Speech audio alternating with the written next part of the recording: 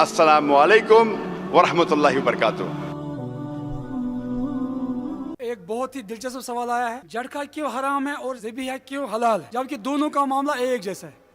जनाब जाकिर साहब, भाई साहब ने सवाल पूछा है कि झटका क्यों हराम है और ज़बिया क्यों हलाल है। पहले एक चुटकुला पेश करूंगा आपके सामने जवाब देने के पहले। एक मुसलमान भाई और एक सिख भाई के दरमियान यही चल रहा था गुफ्तगू। वो सिख कह रहा था कि आप मुसलमान बेदर्द लोग हैं, जालिम लोग हैं, जब आप जानवर को मारते तड़पा तड़पा के मारने का है तो एक झटके से मारो, जानवर फिनिश, खत्म। आप लोग बेदर्द लोग हैं, जालिम लोग हैं। अपना मुसलमान भाई को जवाब सूझा नहीं तो उसने कहा कि हम मुसलमान जब वार करते मर्द के बच्चे आगे से वार करते हैं, आप सिख लोग बुजदिल है पीछे से वार करते हैं। जैसा मैंने कहा ये चुटकुला है, ये सही जवाब नहीं है। ये चुटकुला था, इंग्लिश में कहते जस्ट जोक, चुटकुला था, ये सही जवाब नहीं है। सही जवाब ये है कि इस्लाम में हम ज़बिया करते हैं। ज़बिया के लिए बहुत से शराइत है कि छुरी जिससे ज़बिया कर रहे वो तेज होना चाहिए, जल्दी कीजिए, एक जानवर के सामने दूसरे का ज़बिया नहीं करना चाहिए, बहुत से शराइत है। और मेन शर्त यह है, आप जब ज़बिया करते हैं तो इस गर्दन के विंड पाइप सांस की नली को काटने का, और वेसल्स ऑफ द नेक, ये जितने भी वेसल्स है, आर्टरीज एंड वेन्स, उसको काटना चाहिए। लेकिन स्पाइनल कॉर्ड, रीढ़ की हड्डी ना, मेरे उर्दू जरा मेडिकल डॉक्टर है, मेडिकल टर्म में पता है, लेकिन हिंदी में नहीं किया मैंने, इंग्लिश में। स्पाइनल कॉर्ड, ये रीढ़ की हड्डी, उसे धक्का नहीं लगना चाहिए। क्यों? क्योंकि जब हम ये विंड पाइप काटते हैं और वेसल्स ऑफ द नेक काटते हैं तो स्पाइनल कॉर्ड डैमेज नहीं होती। जब स्पाइनल कॉर्ड डैमेज होती है, झटका देते हैं तो स्पाइनल कॉर्ड डैमेज हो जाती, उससे जो नर्व जा रही है दिल को, हार्ट को, कल्ब की तरफ, वो डैमेज हो सकती है और आपका दिल एकाएक रुक सकता है, तो सारा खून आप में जमा हो जाएगा। जब हम ज़बिया करते हैं, विंड पाइप काटते हैं और बाकी के वेसल्स, वेन्स एंड आर्टरीज काटते हैं, तो उसके अंदर दिल, हार्ट पंप कर रहा है ब्लड को, क्योंकि दिमाग अभी तक जिंदा है और ये हार्ट पंप करता है। जब हार्ट पंप करता है ब्लड को तो अल्हम्दुलिल्लाह ज्यादा से ज्यादा खून बाहर निकल जाता है।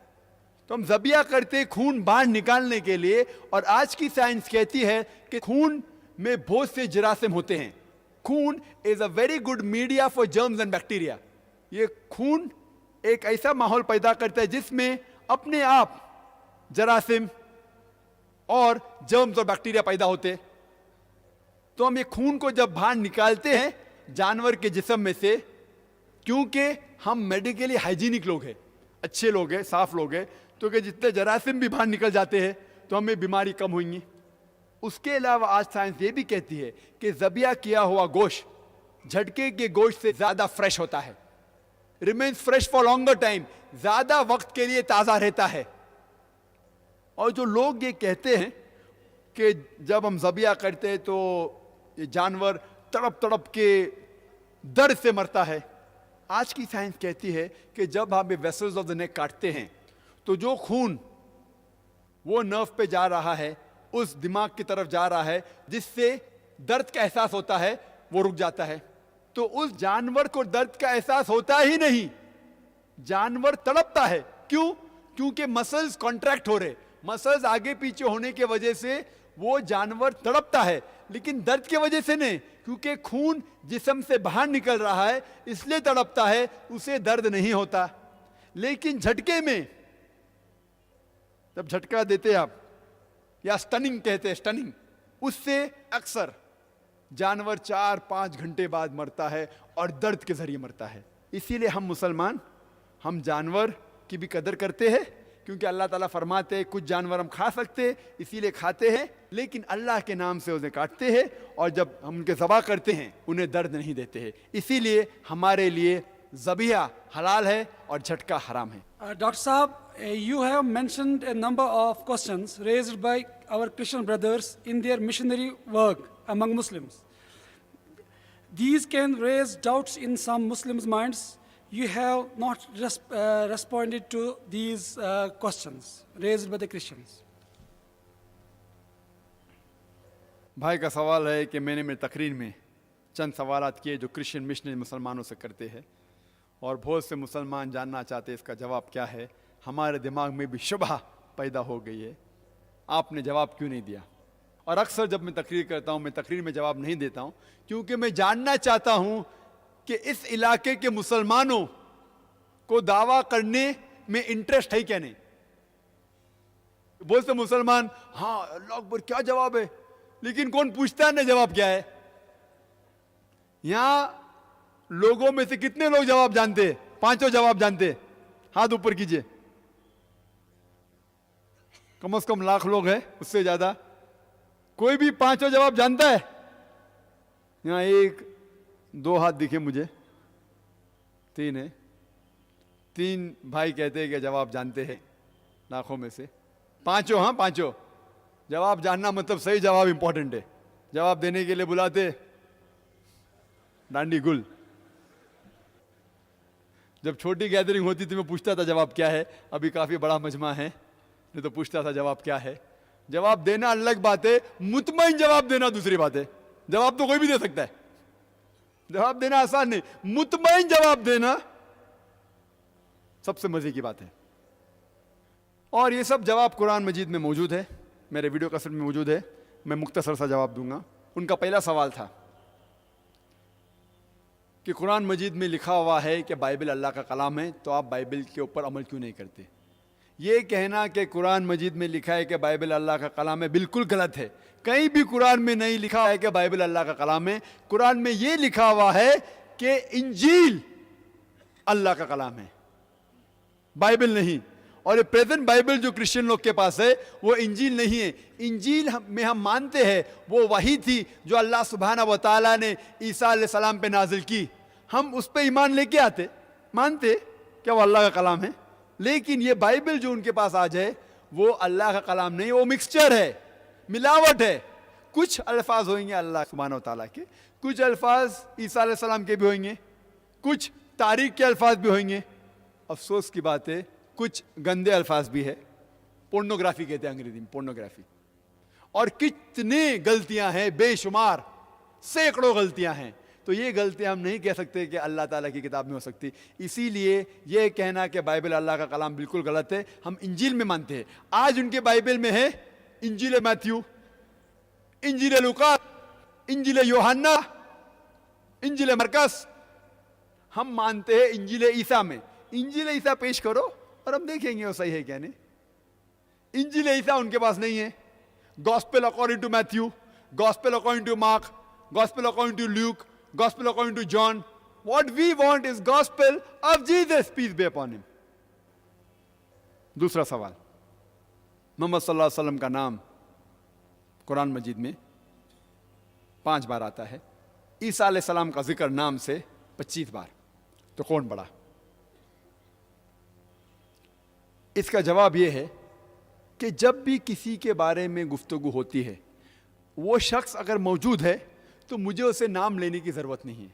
मैं कहूँगा कि भाई साहब ने सवाल किया है, नाम लेने की ज़रूरत नहीं। लेकिन जो शख्स मौजूद नहीं है उसके बारे में शुरुआत करने के लिए पहले नाम लेना ज़रूरी है। मिसाल के तौर पे मैं कहूँगा कि मैं शेख दीदाद से मुतासिर हुआ, तो शुरू में मुझे शेख दीदाद का नाम लेना ज़रूरी है, क्योंकि शेख दीदाद यहाँ मौजूद नहीं है। जो शख्स यहाँ मौजूद है मैं कह सकता हूँ भाई साहब ने ये सवाल पूछा, भाई साहब ने ये कहा। जो शख्स मौजूद है उसके बारे में जिक्र करने के लिए नाम लेना ज़रूरी नहीं है। जो शख्स मौजूद नहीं है उसके बारे में जिक्र करने के लिए नाम लेना फ़र्ज़ है। जब कुरान नाजिल हो रहा था मोहम्मद सल्लल्लाहु अलैहि वसल्लम मौजूद थे, उनको सैकड़ों बार कहा गया है या नबी या रसूल, धी धाव, सैकड़ों बार, क्योंकि वो मौजूद थे, उनका नाम लेना ज़रूरी नहीं था। और जब ईसा अलैहि सलाम का जिक्र होता था, ईसा अलैहि सलाम मौजूद नहीं थे, तो उनके बारे में कहने के लिए कभी भी उनका नाम लेना ज़रूरी पड़ता था। इसीलिए उनका जिक्र नाम से 25 बार ज़्यादा है, वरना मोहम्मद सल्लल्लाहु अलैहि वसल्लम का जिक्र तो सैकड़ों बार है। लेकिन फिर भी अगर ईसाई कहेंगे नहीं नहीं आप जो कह रहे मैं उस बात को नहीं मानता हूँ, ज़्यादा जिक्र है मतलब बड़ा, तो मैं उनसे कहता हूँ कि कुरान मजीद में मूसा अलैहि सलाम का नाम 132 बार आता है, तो क्या आप मानेंगे मूसा अलैहि सलाम ईसा अलैहि सलाम से बड़े? तो वो कहेंगे नहीं, क्योंकि वो ईसा अलैहि सलाम को खुदा मानते। सवाल नंबर 3, मोहम्मद सल्लल्लाहु अलैहि वसल्लम ने बहुत से मौजूदे किए, लेकिन कभी भी मुर्दे में जान नहीं डाले। ईसा अलैहिस्सलाम ने मुर्दे में जान डाली तो कौन बड़ा? बाइबल में लिखा हुआ है, गॉस्पेल ऑफ मैथ्यू में, chapter number 24, verse number 24, For there shall arise many false Christs and false prophets, and if it were possible, they shall do wonders and miracles and will deceive the very elect. Bible में लिखा है कि कई बहुत से सैकड़ों गलत फरेबी ईसाई आएंगे और लोगों को धोखा देंगे, बहुत से निशानियां मौजूदा करेंगे और लोगों को बहकाएंगे। तो बाइबल में लिखा हुआ है कि बहुत से लोग मौजूदात करके लोगों को बहकाएंगे। मतलब मौजज़ा इज नॉट द टेस्ट, मौजूदा निशानी नहीं कि कौन बड़ा कौन नहीं बड़ा। और कुरान मजीद में भी जिक्र आता है कि जो भी मौजज़ा किए जितने भी पैगंबर ने, वो सब अल्लाह सुब्हानहू व तआला ने किए। वो पैगंबर ने खुद नहीं किए, उनने अल्लाह के जरिए किए। इसीलिए कुरान में आता है बिइज़्निल्लाह, अल्लाह के नाम से उठो। तो ईसा अलैहिस्सलाम ने मुर्दों में जान डाली, हकीकत अल्लाह ने डाली ईसा अलैहिस्सलाम के जरिए। तो मेन तारीफ के लायक है अल्लाह सुब्हानहू व तआला। तो जितने पैगंबर जो भी मौजज़ात किए वो अल्लाह ने किए उनके जरिए। लेकिन ये ईसाई कहेंगे नहीं नहीं उनने मुर्दे में जान डाली तो बड़ा। तो मैं कहता हूँ अगर आप बाइबल पढ़ेंगे, बाइबल में लिखा है और कुरान मजीद में भी इसका जिक्र है कि मूसा अलैहिस्सलाम जब फ़िरौन बुलाता मूसा अलैहिस्सलाम को और बहुत से जादूगर लोग आते, वो लकड़ी फेंकते सांप बनती, मूसा अलैहिस्सलाम अपनी लकड़ी फेंकते और असली सांप बन जाता है।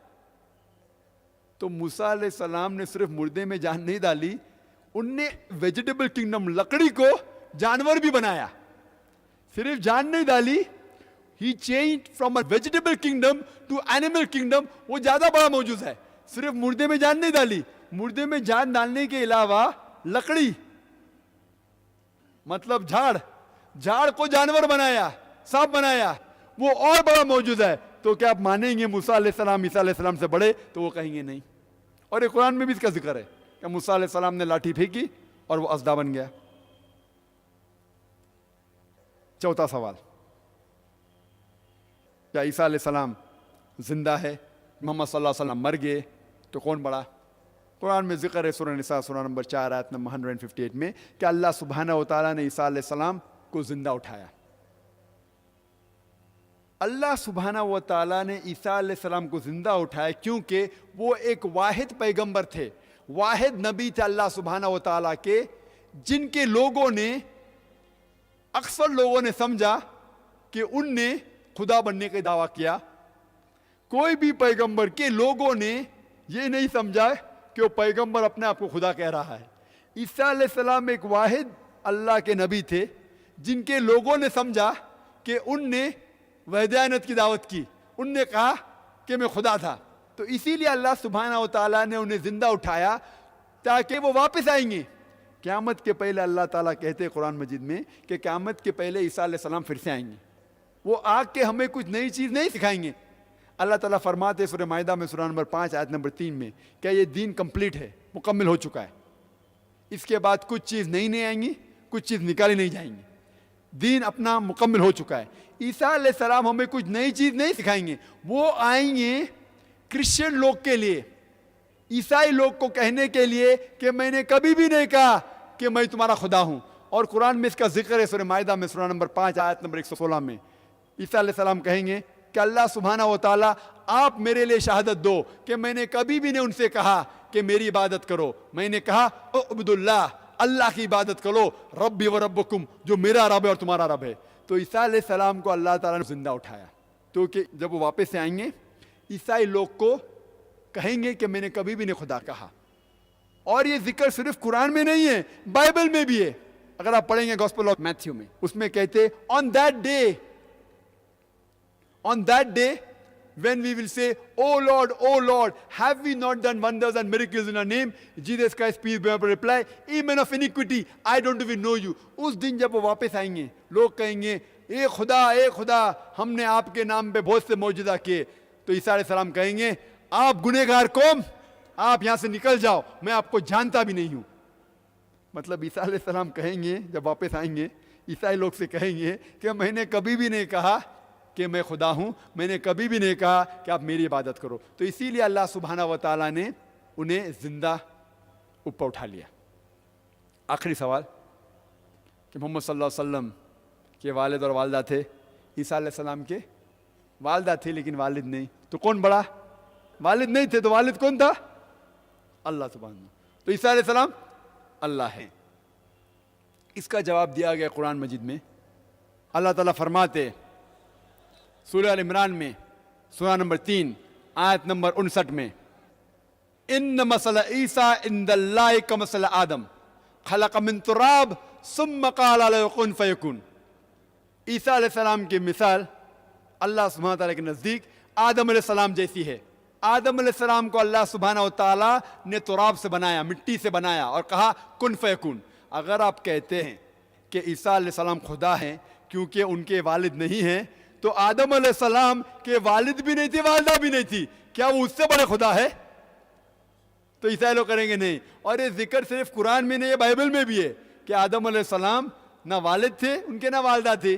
तो आप कहेंगे कि जिसके वालिद नहीं वो खुदा है, तो जिसकी वालिद और वालिदा दोनों नहीं वो तो और बड़ा खुदा है। इन लोग कहेंगे नहीं। और एक शख्स है बाइबल में जो बुक ऑफ हिब्रूज में मेंशन है, chapter number 7 verse number 2 to 4, उसका नाम है king Melchizedek, king of Salem, जिसमें जिक्र आता है बाइबल में उसकी शुरुआत नहीं थी, उसका ख़त्म नहीं था, उसके ना कोई माँ बाप थे ना उनके कोई बच्चे थे। वो तो आदम अलैहिस्सलाम से भी बड़ा सुपरमैन लगता है। क्या वो खुदा है? आप मानते बोलते नहीं। तो इसी तरीके से हमें उनकी किताब का मुताला करना चाहिए और उनकी किताब से उन्हें जवाब देना चाहिए और इस्लाम के करीब लेके आना चाहिए। अस्सलामु अलैकुम वरहमतुल्लाहि वबरकातुहू। जी खुशामदीद दोस्तों, उम्मीद करता हूँ वीडियो आपने पूरी देखी होगी और आपको पसंद भी आई होगी। भाइयों दोस्तों, पहले ज़रा आप इस बात को तवज्जो दें कि झटका किसको बोलते हैं और ज़बह किसको बोलते हैं। किसी भी जानवर को जब आप पीछे से वार करते हैं, पीछे से उसका कत्ल करते हैं, मिसाल के तौर पर गाय खड़ी है, बैल खड़ी है, भैंस खड़ी है, और आप तलवार लेकर उसको ऊपर से काटते हैं, नीचे से नहीं, यहाँ गर्दन से नहीं, ऊपर से, यहाँ से नहीं, बल्कि आप पीछे गर्दन से उसके ऊपर वार करते हैं, इसको झटका बोलते हैं। ये बिल्कुल हराम है और इसके ऊपर मेरे ख्याल से डॉक्टर्स ने, साइंस ने रिसर्च की है कि जब भी आप किसी जानवर को ऊपर से काटते हैं तो उसके अंदर, उसके शरियानों में जो खून होता है जो आपको नुकसान दे सकता है, जो नुकसानदेह होता है, वो अंदर ही रुक जाता है। बाहर बहुत कम खून आता है, लिहाजा जो नुकसान वाला खून है वो अंदर रह जाता है। लिहाजा जब उसका गोश्त आप काटते हैं और उसकी जो गोश्त वग़ैरह आप काटते हैं तो वो आपके लिए फिर अंदर बहुत सारे नुकसानात पैदा कर देती है। इस वजह से झटका हलाल हराम है। और दूसरी बात यह कि इससे जानवर को शदीद तकलीफ़ होती है। ज़बह से भी उसको तकलीफ़ होती है, लेकिन इतना नहीं होता, क्योंकि जानवर को जब आप ज़बह करते हैं तो उसके 4 बड़े बड़े रग वो कट जाते हैं। जब रग कट जाते हैं तो उसका कनेक्शन दिमाग से हट जाता है। लिहाजा उसके ऊपर अगर कुछ तकलीफ़ हो जाती है तो वो ख़त्म हो जाती है बहुत जल्दी। लेकिन जो आप पीछे से काटते हैं तो ये आप बहुत बड़ा जुल्म करते हैं। और ये हमेशा से हिंदुओं की एक जमात, उसको हमने देखी है, वो ये करते हैं। सिख हज़रात वो भी ये इस्तेमाल करते हैं। अब पता नहीं उसको इसमें क्या फ़ायदा नज़र आता है। तो ये झटका हमेशा हराम है, क्योंकि इससे इंसानों को भी तकलीफ़ है और जानवरों को भी। इसके बरअक्स जो ज़बह का तरीका है जो हम मुसलमान अपनाते हैं, इसका ज़िक्र कुरान में भी है, हदीस में भी है और इसका अपना तरीका है।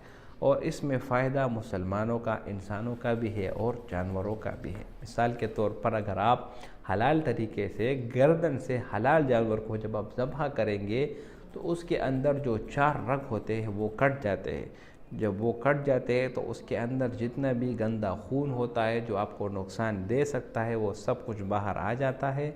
अंदर जो है ना साफ़ और शफाफ गोश्त वो बाकी रह जाता है और फिर उसको आप आसानी से काट देते हैं।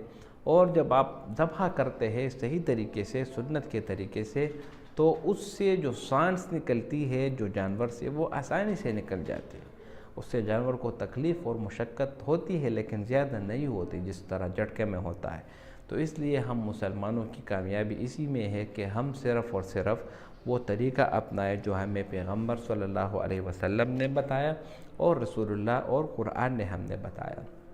दूसरी बात यह कि मुसलमानों पर फ़र्ज़ है कि वो जब भी किसी जानवर को ज़बह करे तो उसके लिए क्या पढ़े, बिस्मिल्लाह पढ़े, और बिस्मिल्लाह के बग़ैर किसी भी जानवर को ज़बह ना करें। अगर आपको याद हो और आप क़स्दन आप जो है ना बिस्मिल्लाह ना पढ़े और जानवर को ज़बह करे तो ये आप मज़बूहा आप पर हराम हो गई, क्योंकि अल्लाह ताला कुरान में फ़रमाते हैं वला ताकुलू मिम्मा लम युज़कर इस्मुल्लाहि अलैहि व इन्नहु लफ़िस्क़, कि आप हमेशा उसका गोश्त ना खाओ जिसके ऊपर आप अल्लाह का नाम ना लो। तो बिस्मिल्लाह पढ़ना ये ज़रूरी है। और इसके अलावा रसूलुल्लाह सल्लल्लाहु अलैहि वसल्लम की हदीस है कि जब भी आप किसी जानवर को ज़बह करो तो उसके लिए आप छुरियाँ खूब तेज़ कराओ।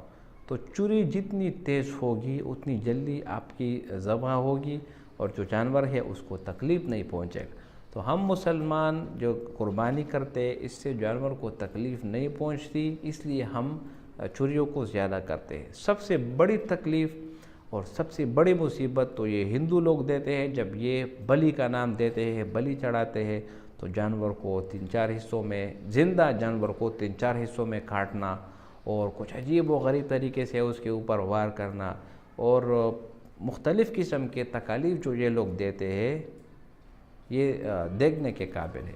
इसी तरह मुसलमानों ने जो ज़बह करते हैं, मुसलमान जिस चीज़ को ज़बह करते हैं उससे जानवर साफ़ हो जाता है, उसके अंदर से जो गंदा खून है वो सब कुछ बाहर आ जाता है, लिहाजा उससे बीमारी लगने का ख़दशा भी कम हो जाता है। और जो ये सिख हज़रात है और जिस तरह ये झटके से जानवर को मारते हैं और गिराते हैं तो इससे जानवर के अंदर जितना गंदा खून है वो अंदर ही रह जाता है और उसके बरकस वो जानवर को भी तकलीफ़ पहुंचती है और ये जो उसका गोश्त जो खाते हैं उसको भी। अब देखते हैं यूरोप में या इसी तरह जहाँ पर ये झटके से जानवरों को काटते हैं उसके लोगों में एक नहूसत सी फैलती है, उसके अंदर एक बीमारी जो है ना वो आम हो जाती है। कभी कभी उसके जो आज़ा होते हैं वो जो है ना ख़त्म होने लगते हैं, उसके आज़ा जो है ना वो सिकुड़ने लगते हैं। वजह यही है कि वो गैर फितरी तरीके से, यानी जो फितरत का तरीका है उसको नहीं अपनाते और गैर फितरी तरीके से वो लोग मज़बूहा करते हैं। तो इसकी वजह से वो हमेशा से जो है ना एक मुख्तलिफ़ किस्म की बीमारियों में पड़ जाते हैं। तो यही वजह है कि कुर्बानी में ज़बह करना वो हलाल है और झटका देना वो बिल्कुल हराम है। तो हमेशा से अगर मुसलमान अपने नबी की तरीके अपनाएंगे, कुरान का जो कहना है अगर वो मानेंगे तो वो हमेशा से कामयाब होंगे और कामरान होंगे। इसके बरकस ये एतराज़ात ये करते रहेंगे, हमेशा से ये हिंदू लोग एतराज़ करते हैं गाय का गोश्त क्यों खाते हैं और बकरियों को क्यों काटते हैं, ज़िंदा जानवरों को क्यों काटते हैं। तो उन सब से हमारा सिर्फ यही एक सवाल है कि आप जो अपना बलि करते हो, जो बलि चढ़ाते हो, उसमें आप क्या करते हैं? आप क्यों उसको काटते हो, उसको तकलीफ़ देते हो? तो ख़ुद जब ये बलि चढ़ाते हैं उस वक़्त इनको तकलीफ़ नज़र नहीं आती और हम मुसलमान अगर किसी बकरे को कुर्बानी के मौके पर ज़बह करते हैं तो उस वक़्त इनको रोना आ जाता है। तो ये हमेशा से इनकी पुरानी आदत रही है, रोना धोना, एतराज़ करना, जवाब देना। और कम से कम अगर हम मुसलमान गोश्त खाते हैं तो ये उससे 1000 दर्जे बेहतर है कि हम गोश्त खाएँ या उसके बरकस जो ये गाय का जो पेशाब पीते हैं या उसका गोबर खाते हैं उसे 1000 दर्जे ये बेहतर है कि उसका गोश्त खाया जाए। कम से कम आपको ऐसे प्रोटीन और विटामिन मिलेंगे जो कि आपको सब्जियों में कभी भी नहीं मिलते। तो डॉक्टर जाकिर नाइक ने यहाँ पर बहुत बेहतरीन जवाब दिया। उम्मीद करता हूँ वीडियो आपको पसंद आई होगी। अगर वीडियो आपको पसंद आए तो इस चैनल को सब्सक्राइब करें। बहुत शुक्रिया।